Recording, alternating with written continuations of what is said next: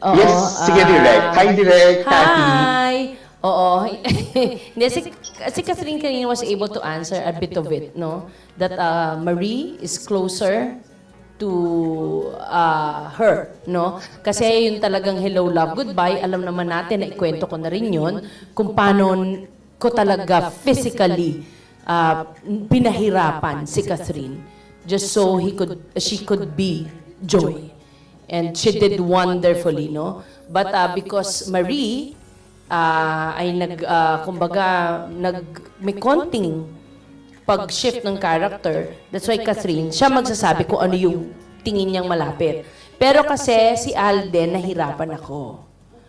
Kung mas madali, nung nakaraan, nung HLG, closer to him, ako naniniwala akong mas medyo malayo yung a portion of the film dito ng HLA kay Alden. In fact, sabi ko sa kanya, Jay, gagawin mo ba to? Ay ano, mararamdaman mo ba to? Hindi, Derek eh. Patay tayo dyan. We cannot say exactly what it is because it's like telling you the story already. But then yes, it's hard kasi hindi si Alden, si Ethan in a certain portion of the film. Yes po, Direk. Kasi there are scenes parang na since nga si Ethan somehow napunta sa Canada for some reason, di ba? May mga bagay doon na parang tinatanong ako ni Direk Cathy, Jay, kung ikaw ba, gagawin mo to? Tapos pag sinasabi ko, opo, Direk eh. Parang nagugulat siya. Wala bang ano dyan? Parang this certain trait na hinahanap ni Direk. Sabi ko, tatry ko po, Direk. Pero yun nga, parang ngayon si Ethan is somehow shifted also after, flying from Hong Kong to Canada. And I think one of the reasons why is talagang malaki yung mga epekto ng mga bagay na nangyayari sa atin, sa paligid natin.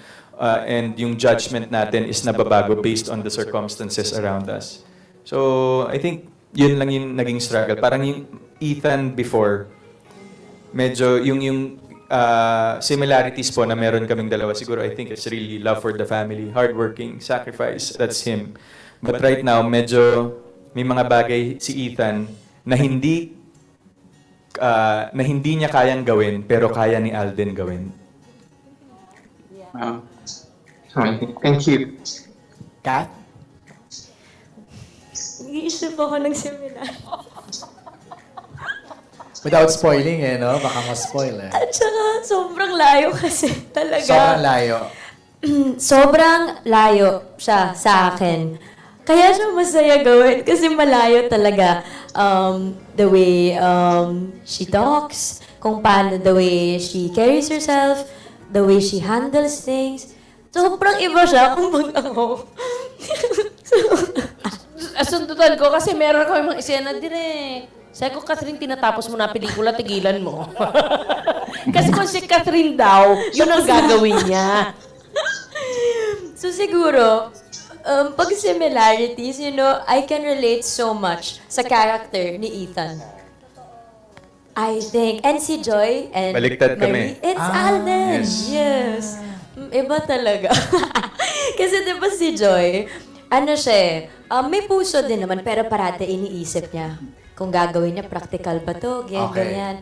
Si Ethan parang puro puso naman. Siyempre nag-iisip din naman siya, but parate siya, sinusundan niya what feels right and kung ano yung feeling niya, kung saan magaan yung puso niya. And I'm like that as a person. Bago ko isipin yung bagay, yung uunahin ko is, tama ba to na feel ko? Happy ba ako? Yung heart ko muna yung inuuna ka and then I think about it. Pag naman si Tisoy, parang ano siya,